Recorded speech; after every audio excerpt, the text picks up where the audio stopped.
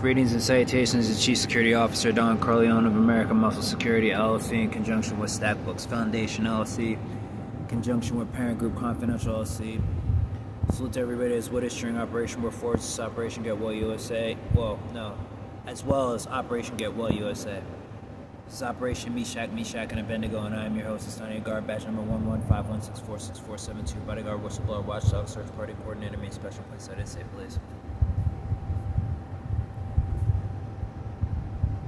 It's August 27th, Thursday morning, 2:32, and I'm downtown Pittsburgh, Pennsylvania, and so I'm studying, simultaneously doing a stakeout. So it's not like a real stakeout, and trust me, what I'm doing is real, but the stakeout part is not real.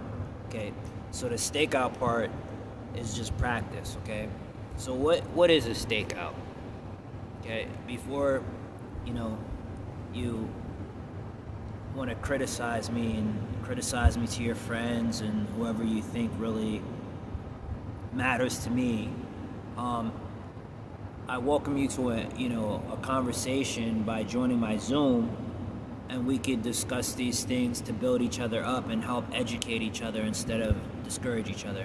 But if you have anything toxic to say, just keep it to yourself and don't join my study group, because my study group is to help sharpen my skills, my point of view, so where I may be wrong, if you have the ability to point out where I may be wrong to help me get a better understanding of what it actually is, well then pat yourself on the back, you're cool. Alright, but if you just want to tear me down when I'm still learning this shit, then you're not really cool. You're just a negative person, and we don't invite pessimists. But in my opinion, since we're all allowed our own opinion in this world, I mean, does anybody remember? Let me check my watch. Let's see if slavery is still going on right now. I don't think it is. I think slavery's been over for like 400 years. It might be in different parts of the world, but I live in Pittsburgh, Pennsylvania, United States of America. Okay, so here we're allowed to have our own opinion. Sucks to be you if you live somewhere where it's just nothing but toxicity going on. Alright, so a stakeout is when you don't have to be an undercover cop. You could just be any form of cop, right? And believe it or not, check this shit out right here. Bounty hunters do stakeouts too. So what is stakeouts? A stakeout is when you're waiting for something to happen. So you could be trying to catch somebody in the act of a crime, or you could be trying to catch them because they're on the run, they're a fugitive, and you're trying to, they're avoiding the law, so you're trying to catch them and apprehend them. But also, a stakeout could just be you're just chilling and just, like you're observing any potential criminal activity. Maybe you want to report it, maybe you want to study it because you could be a criminology student and you don't know what you're going to do from that point on. You want to get your degree in criminology or criminal justice, but you don't know if you want to work in the courts or you want to be a social worker or whatever you want to do. That's perfectly fine. All right, you're allowed to do that. I'm allowed to do that. Everybody's allowed to do that. Nobody has to do anything the way I say, some other guy says, some other woman says, or anybody but you. All right? Feel free. Don't let anybody pressure you. I don't let anybody pressure me.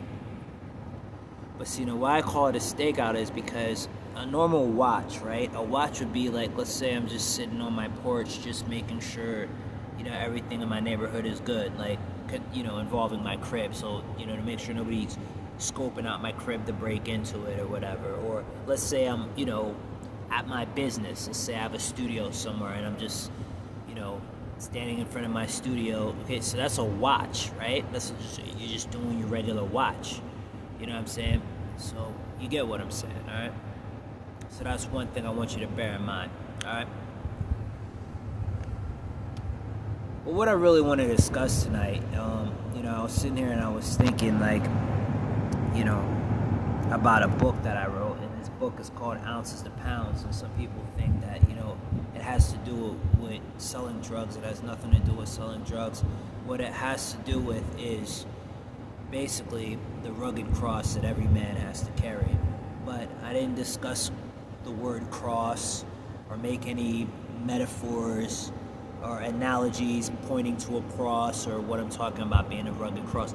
I might have mentioned a little bit, you know what I mean? Because every now and then in some of my short stories, I do go back to lessons that my parents taught me about the Bible, or my preachers, or, you know, just anybody along the way, academic advisors, whatever, strangers. But life is really a rugged cross, you know what I'm saying? And it's like, you know this if you're a college student and you have a MacBook, you know, you treasure it, you know, you don't want anything to happen to it. Even if you're not a college student, let's say, you know, there's a lot of people who have studios, you know what I mean? Like, I've always had MacBooks, you know, I've had Nikon cameras, just microphones, random shit that I don't want to lose. And, you know, I've always, you know, traveled, performing, promoting my music, distributing it myself, just, you know, whatever you want to call it. And, you know, when you don't have a roadie, you really get to know the definition of a rugged cross. Okay? One thing that's really, really important in the career of every entertainer is roadies. It's just something that is so underrated, roadies. Because we as just regular people, whether you want to talk about entertainers, athletes, politicians, whatever, anybody that wants to be famous, right? Or discovered, or wants to be successful. There's times where we forget the importance of another man being your crutch, or another woman being your crutch. You know, having people around. Also, we as people, we like to, you know, have our space, you know what I mean? So you want to have space so you can spend time with your lady, but you want to have a best man. You want to have somebody like Tony had Manolo, right? You know, so you're not living an illegitimate life, but it's good to have somebody to have your back, and somebody to talk to whenever, you know, your wife is cranky, like Tony's girlfriend, Michelle Pfeiffer's character in Scarface, right? You know, a lot of times they were just, you know, the relationship was on the rocks, so he would turn to Manolo until he snapped out and he bugged out, because that's what happens when you're a cokehead. You know, you don't see clearly, and, you know, you think the world is all revolving around you until you kill your right-hand man, and then your world falls apart when your crib gets ran in by a whole bunch of Mexicans that you burnt, and it sucks to be you. All right. Fortunately, that's not me. I never wanted to be Tony Montana. But anyhow, it's funny, right? But I can relate to a guy that does get jealous, even of my friends. Whenever when I have a girlfriend, or, you know, somebody that I'm into, that I'm dating or whatever, and my boy wants to come around. You know, it's great that, you know, when she's busy, to have my boy around, but to have them around at the same time, that's the real test of manhood, right? It's one of them, all right? But, you know, also, I noticed that counting money, you know what I mean?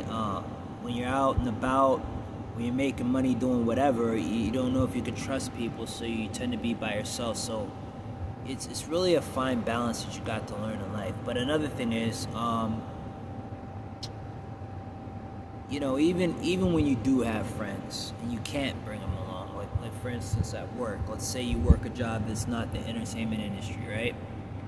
You know, let's say you're a police officer, for instance. You know, your buddy can't help you with your vest, with your steel plates. He can't help you with your firearm. He can't help you with your taser. He can't help you with your cuffs, any of your gear. That's all you. You got to carry it if your car breaks down.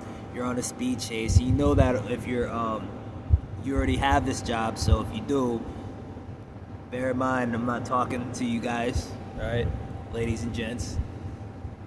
Thank you for your service. I'm talking to the people that haven't made it to your level yet, all right? There's people that are gonna help me study so I can catch up with you guys. So I'm not talking to you right now, but you know, they're not allowed. Nobody's allowed to touch your stuff except your partner. And that's if you say so, right? You gotta carry your own shit. Let's say you're a construction worker, okay? Your friends, you know what I mean? They can't help you carry your power drill, your toolbox. They don't work with you, you know what I mean? Your boss is gonna say no, you're gonna get fired. It's your job, you know, you and your coworkers, you know? So you gotta load the shit up on your truck, and when you pull in the driveway, then you get home. Then your friend can come help you unload the truck, or your kids if you have them, or your wife if she wants to help you with that or not. You know? Hopefully you'll have a wife like Tim the Tool Man. Tim Allen. Alright. But, you know, so Ounces to Pounds, it was just basically talking about, you know, how, like, in the beginning, you know, 2 turntables and a microphone was something that was important for me to carry state to state. City to city, clothes, CDs, or whatever I had to sell, right? But when I got to those places, I realized that in between the shows, in between the hotels, the motels, and the Holidays Inns, I had to get a day job. So what am I going to do with my stuff when there's nowhere to put it in the hotel? I'm going to have to make friends. I'm going to have to carry it to a different place. And this is when roadies become important, you know what I mean? Because you cannot hustle on tour. You can try, but it's never gonna work out. It's never gonna work out. Okay. But it really taught me, and I tried to teach through my book, the philosophy of not growing, but keeping a backbone, you know? Fortunately, I was in the Boy Scouts, and in the Boy Scouts, we carried a lot of stuff. We did a lot of stuff that trained us, you know, et cetera, et cetera, et cetera. Discipline is really important, you know what I mean, because, you know, music works out one day, the next day, you're gonna have to get a job being a painter, or doing this, or doing that, you know, whatever you gotta do to pay the bills, right? So, how much do you think these handcuffs weigh? They weigh a lot. Heavy, right? And that's the fine balance that you realize when you become a law enforcement officer or even a security guard, right? When you become a security guard and you get your first pair of cuffs, you guys are going to feel real proud of yourself, you know what I mean? But the pride comes in the fact that you don't lose them and you take good care of them. And no matter how many you lose or how many fall to shit, well, let's say they get taken away, you have to earn the right to carry them again, alright? You have to not be a schmuck, first of all. You gotta oil your cuffs. Number 2, definitely your keys. You can't lose your keys, okay? You can't lose your keys. Here's the little secret, right? These handcuffs weigh more for the officer, whether it's a security guard, security officer, police officer, whatever kind of officer carries these, or just a bodyguard. Because some bodyguards carry these. Some. Okay? You, as an infractor of the law, right? They're only on your wrist for as long as when they get placed on your wrist, you take a little ride to the jail, and then they come off, right? There's a different pair of cuffs that you find yourself in and out of when you travel from the jail back and forth to court until you get released. Or if you're in there for a long time, let's say you go to a state facility or whatever, federal, whatever, back and forth to the shower or wherever you gotta go, right? To use the phone, to rec, whatever it has to be, right? We all been there. Some people haven't. That's you, right? But those are cuffs that belong to the jail. But the cuffs that an officer actually carries, you know, I can't tell you about their cuffs because I'm not them. I'm a forensics officer, okay? I'm a forensics contractor, but I'm also a security officer, a chief security officer for my own security company, okay? So, normal officers, right, their cuffs have to stay. As soon as they clock off, it stays at the station. They don't get to take them home. Period. Whatever they take home belongs to them. But the firearm also stays at the station. If they have one, that's their business. It's a different one than what they patrol with. Well, the one they work with belongs to the police department. Everything that belongs to the police department stays at the police department. Anything else is their business. Let me tell you about my business. These cuffs stay with me from the time that I buy them until either I lose them or I send them back to the person that I bought them from when they become too old to use, and I order a new pair. Because I don't want to throw them away because they could end up in the wrong hands. I would never throw them away. I would either put them in a recycling bin or return them to sender. I would literally return them to sender. That's really what a responsible person would do. You never, ever want to throw them away because somebody could dig them out and put them on somebody's wrist and they don't even have the key.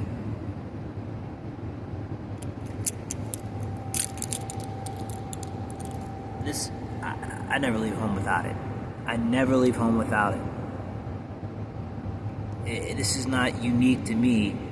This is every security person that has a security company of their own. They might lock them up if they have a safe. But if you ever travel anywhere and you don't have a pair of handcuffs, you're not a security guard. You're not. You might work for a security company, so you're a security guard as a job. I'm a security guard for life. These are with me forever. I might lock them up if I'm retarded, but if I lock these up, I'm traveling with them. These are for life. These are for life. They stay with me like a wedding ring, because you never know when you might have to use them. Period. You hope that you don't have to use them, but I'd rather have this than a gun. That's the mentality. Okay? For life. So, I've never actually used these except training. I've came really close to using them, alright? I sat on somebody's chest, after they tried to assault me, and I wrestled them to the ground, and I put them literally, it was literally touching their wrist, and I said, "Are you done?" And he said, yeah, you got me. I said, alright, because I will cuff you. And there was somebody like, don't do it. And this was like literally 3 years ago. I'm like, alright. And thank God they were telling me don't do it, because a shoekeeper's arrest or a citizen's arrest is not easy to explain in the court of law. It's really not. You can explain it if it's like there was absolutely no other choice, but it wasn't in my favor to do it that time because my body cam wasn't on. Okay. Shalom. So, I had to say shalom because there was a car alarm going off, and I wanted to finish my story without, the car alarm causing me to, be in disarray and not be able to, tell the story without being bothered by the alarm. But when you carry these, they're light. But after a while, they weigh you down and they become bothersome. Alright? But also, I got this big stack of paper, right? It's all notes. And they're for studying, right? That's another thing that really sucks about law school or just school in general, right? There's some people that really didn't graduate college and became police officers because you really don't have to go to college. You could just go to police academy, and everything that pertains to your job, you'll learn in police academy. But a lot of police officers actually decide after getting the job that, and they're advised, whenever they start doing a sucky job, Did you ever think about going to college? No, but that's a good idea. Oh. It's pretty funny that you said that. 'Cause that leads me to the next question, which is, you make enough now that you could pay for college. So, do you think you're going to maybe ask for less hours and attempt to go to school while working? Because we could work around your schedule if that's what you want to do. Just curious, But in the back of their mind, they're trying to say, why shouldn't I fire you? Because, you're not as good as some of the other people that I don't need to be having this conversation with. But you can be if you actually go to school. So anyhow, some people actually decide to go to school, and that's good because it helps them actually keep their job. Some people actually, they take time off to go to school and then they come back to their job years later, or they break it up in increments where they'll go like half of a year, take time off and come back and, just figure it out, whatever. Okay. But for me, it's just, something that I feel is important because forensics is a different type of animal, it's a different type of police work, but you get to, this is what I mean when I say ounces to pounds. You see this big stack of papers? I don't carry it with me every single day, but that's just a small portion of what I have, just in general. Like random storage units, tree stands all over Pittsburgh, I was a Boy Scout, so I'm a country kind of guy, so people only know the city slicker side of me. That's the side that I want you to see. There's also a fisher, provider, gatherer. I do archery, but that's about it. But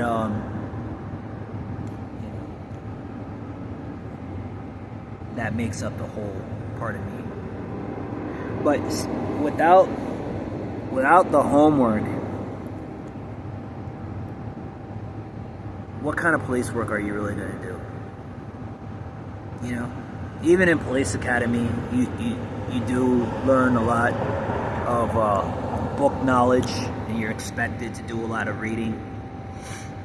I couldn't tell you because I've yet to advance that far into the phase of law enforcement.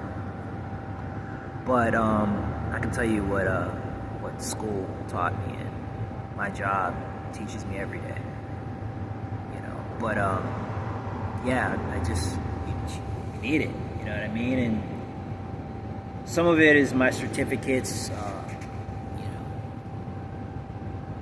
that I keep with me constantly in case I come across somebody that might take me on as a, temporary contractor for them, whether it's security or digital forensics, cybersecurity, whatever, or just bodyguard or whatever, you know what I mean? But it's good for a resume, it's good for a press kit, it speaks of my skill set that I acquired, but it also serves as a reminder for me to remember what kind of individual that I am and that I became, because, you're going to come across people, in your pursuit of, whatever you set out for, your goals, that are going to tell you you're stupid for trying to do what you're trying to do. And that's not because you're black or whatever, that could be the reason sometimes, but, white people hear this shit too, people that don't understand why they want to be a cop or a security guard or whatever you want to be. It's good to have these things as a reminder. But also, I have notes and just random stuff that I study, and it's just, you just got to get the book smarts down, and there's a lot of days when you don't want to carry it, and sometimes you leave it at home, but, you can't rely on technology all the time. It's good to be able to have technology to study on your phone and your laptop, etc., etc., etc. But when the battery dies, when there's downtime, what are you going to study?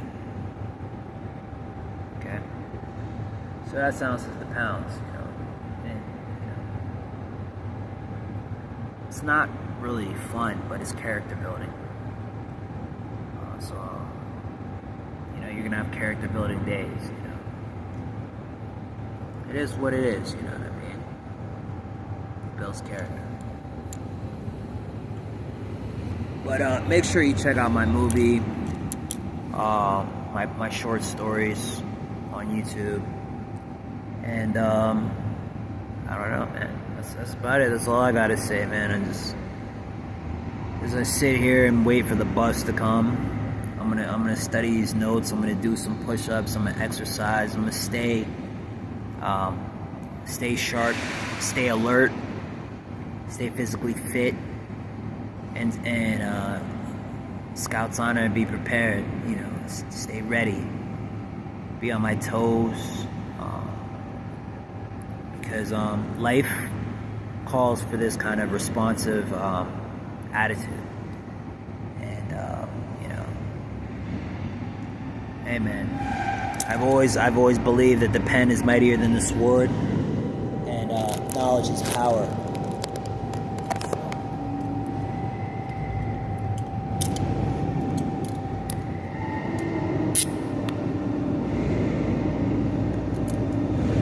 It's good to be alive. It's good to be a law student. It's good to be a forensics officer. It's good to think like a cop.